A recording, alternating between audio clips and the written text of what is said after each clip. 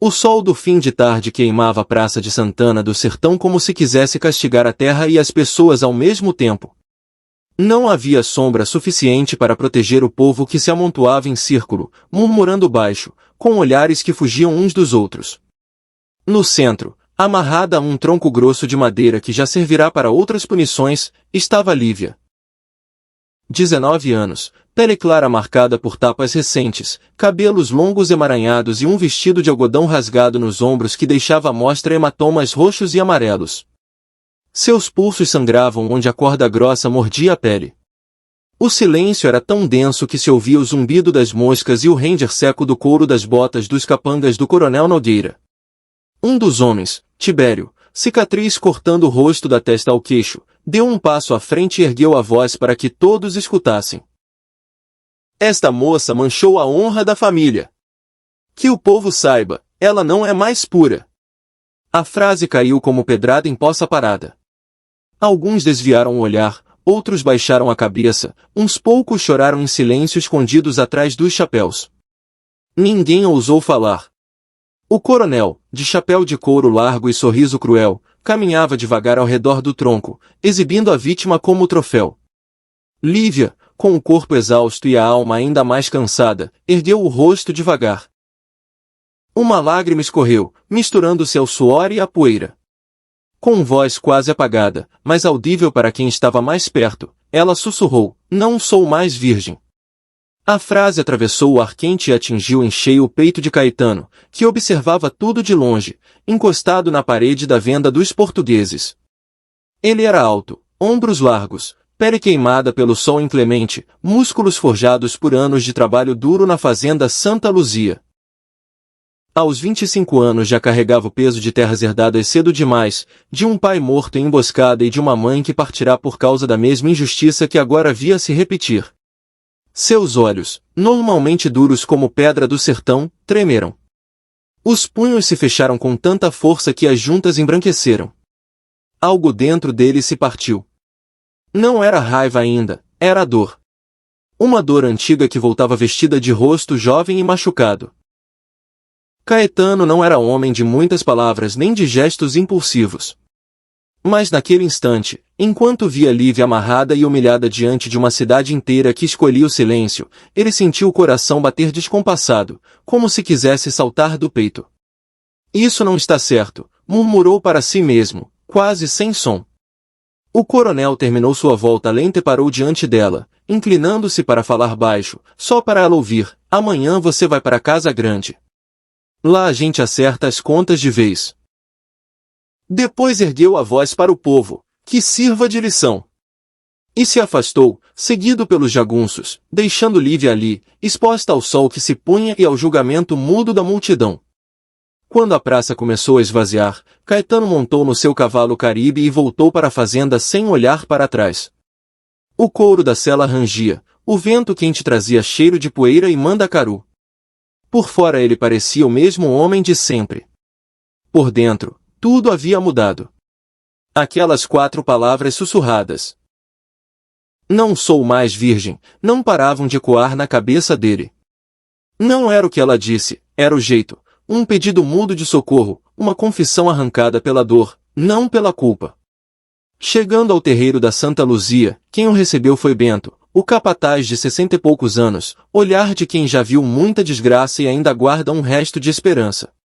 Chegou cedo, patrão. A feira mal começou. Feira nenhuma, Bento. Hoje só teve vergonha. Caetano desceu do cavalo com um gesto seco. Amarraram a moça da venda dos portugueses na praça. Ninguém fez nada. Bento respirou fundo, procurando palavras que não incendiassem o patrão. Santana do Sertão tem dono, o senhor sabe o nome. Sei. E é por isso que ninguém mexe um dedo. Mas eu vi o rosto dela, Bento. Não era culpa. Era medo. Entraram no casarão de adobe. O retrato desbotado de Dona Severina, mãe de Caetano, parecia acompanhar os passos do filho com olhos gentis e tristes. Ele parou diante do quadro e ficou quieto.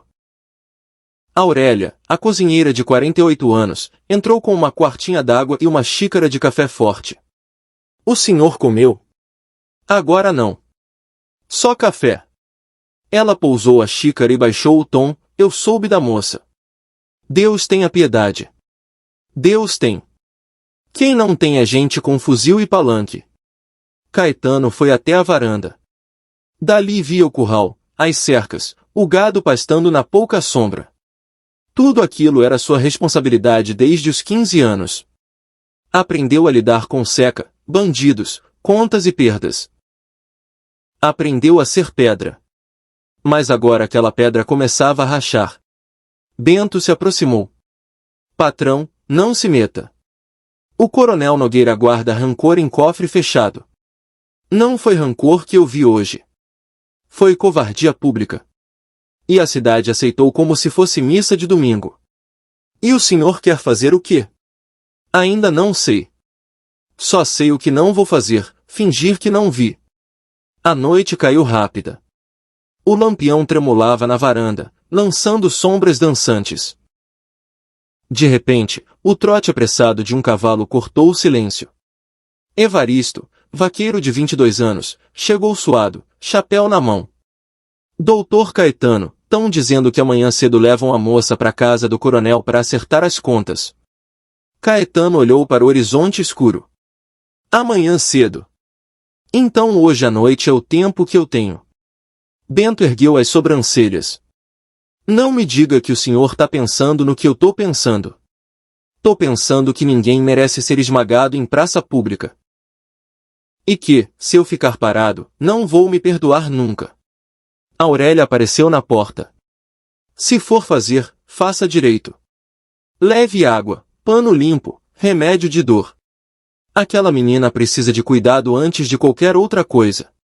Caetano pousou a mão no ombro dela. Obrigado, Aurélia. Entrou no quarto, abriu o baú de madeira escura e tirou um poncho surrado, um lenço para cobrir o rosto, uma faca curta e a velha espingarda. Parou diante do espelho rachado, viu um homem marcado pela vida, mas com um resto de ternura nos olhos. Apagou o lampião, respirou fundo. Na porta, Bento esperava. Se eu tentar impedir, o senhor vai assim mesmo. Se eu for junto, pelo menos posso dizer, eu tava lá. Não esqueça de voltar, patrão. 3 sombras saíram cortando a estrada sob a lua nova. Conheciam as rondas dos capangas, os becos onde os cães não latiam. Chegaram à cidade quando ela dormia de olhos abertos. Prenderam os cavalos num recuo e seguiram a pé pelos fundos das casas de taipa. O cheiro de gordura da venda, o chiado de lamparina, um cachorro que quase latiu e foi acalmado com assobio de Bento. As rondas passam de meia em meia hora, sussurrou Evaristo. Hoje puseram 2 jagunços do lado de fora, Tibério e Gadelha. Caetano já pensava. Entraram na taberna do Rosário. O dono empalideceu ao vê-los. Bento pousou 2 moedas no balcão. Informação e café se sobrar. Rosário serviu o café e falou baixo. A cidade tá com medo, moço. O coronel mandou o recado. Quem ajudar a menina paga caro. Do canto, o delegado Pacheco forçou um sorriso. Vejam só, o fazendeiro da Santa Luzia. Coração bondoso, hein? Caetano não mordeu a isca. Prefiro que a lei cumpra o que promete. A lei promete paz. E a paz às vezes precisa que uns sofram para outros dormirem tranquilos. Paz sem justiça é silêncio de cemitério. Padre Clemente, bebendo água com açúcar, ergueu os olhos trêmulos. Ouço pecados que queimam mais que o sol do meio-dia. Alguns são tão grandes que os homens trocam de nome para carregá-los. Caetano se virou para ele. A moça traz nos olhos um pedido que o senhor já viu antes? O padre respirou fundo. Um pedido de vida. Mas meu conselho vale pouco contra espingarda e mandado assinado. A porta bateu. Tibério e Gadelha entraram. Falaram com Pacheco de lado. Amanhã cedo, casa grande, acertar conta. Saíram da taberna e foram tragados pela penumbra do pátio da igreja. Padre Clemente veio atrás. Se pretende fazer o que eu penso, vai precisar da chave pequena do depósito. Tirou do bolso um molho de chaves e entregou uma. A porta rende. Empurra pelo lado da dobradiça. E cuidado com Tibério, ele acorda por cheiro de medo. Dona Nazira, que vendia pão de milho, chamou Caetano. Fizeram com a moça o que fizeram comigo quando levaram meu marido. Gritei sozinha. O senhor vai gritar por ela? Vou tentar que ela não precise gritar mais. Ela empurrou um embrulho. Pão e arnica para quando a dor morder. Chegaram ao antigo prédio da cadeia. A chave entrou, a porta cedeu. Entraram em silêncio. No fim do corredor, luz miúda escapava. Lívia estava deitada numa esteira, pés presos por nó grosseiro, rosto inchado, mas acordada. Caetano abaixou o lenço.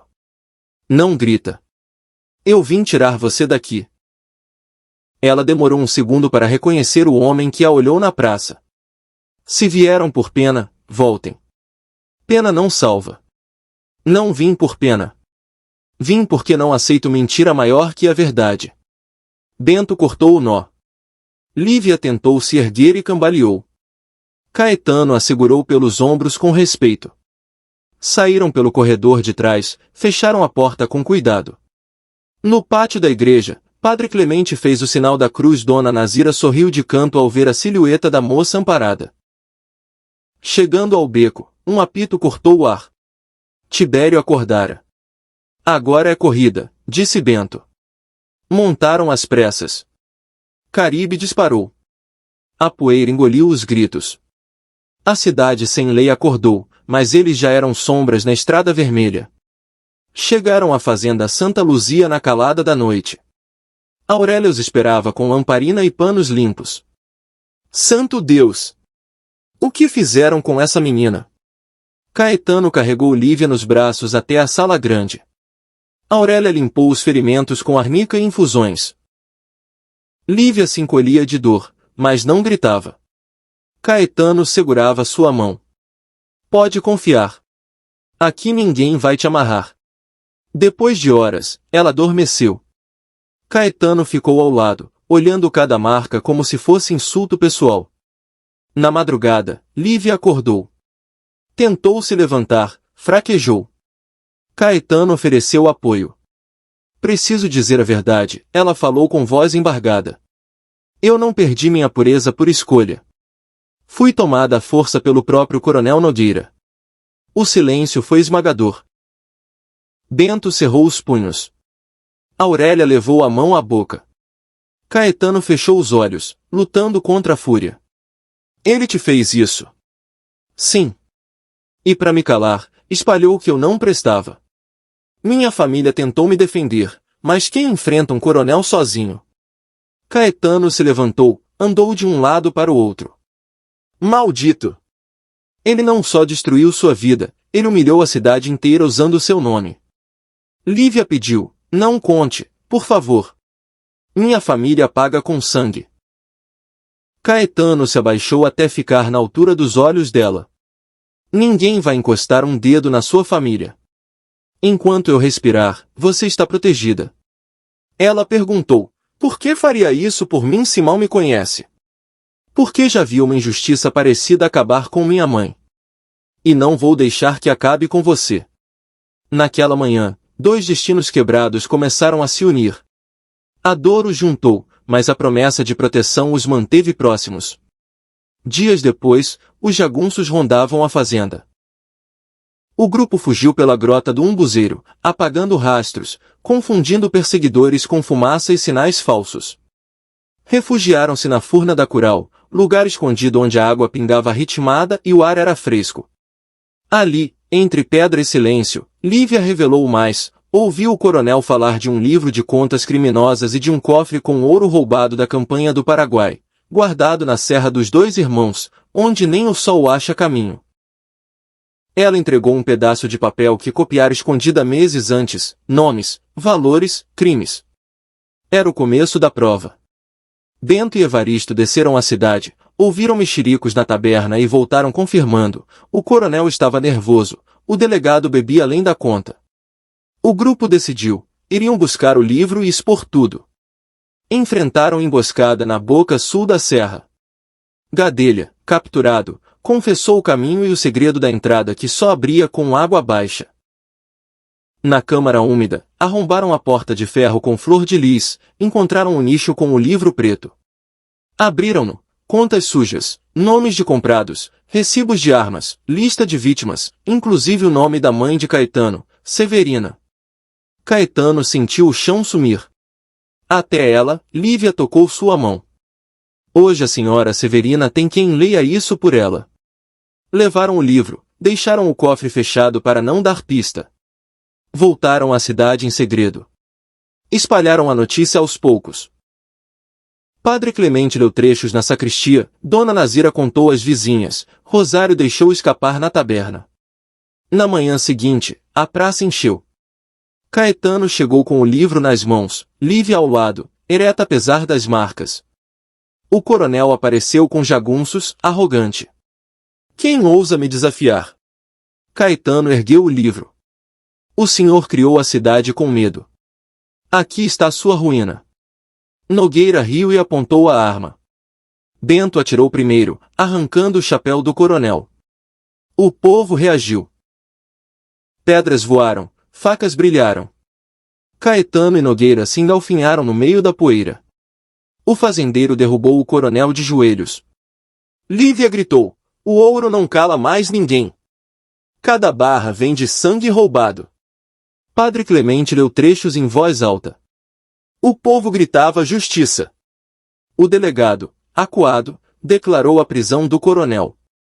A multidão avançou, não para linchar, mas para ver o medo cair. Lívia chorava lágrimas de libertação. Caetano se aproximou, segurou sua mão. Hoje você não está mais sozinha. Nem eu. Eles se abraçaram no centro da praça. Não era apenas romance, era recomeço. Meses depois, o ouro escondido foi encontrado e usado para reconstruir casas, devolver terras, pagar dívidas antigas. Santana do Sertão respirou aliviada. Caetano e Lívia seguiram juntos, vivendo uma vida simples, mas inteira. A praça que testemunhou a humilhação tornou-se símbolo de redenção. A dor que parecia não ter fim transformou-se em coragem coletiva. E no sertão, onde o sol castiga e o vento apaga rastros, a verdade finalmente encontrou voz. Dois corações feridos floresceram de novo, provando que, mesmo nas terras mais secas, a justiça e o amor, quando nascem da mesma raiz, conseguem fazer brotar vida onde antes só havia silêncio.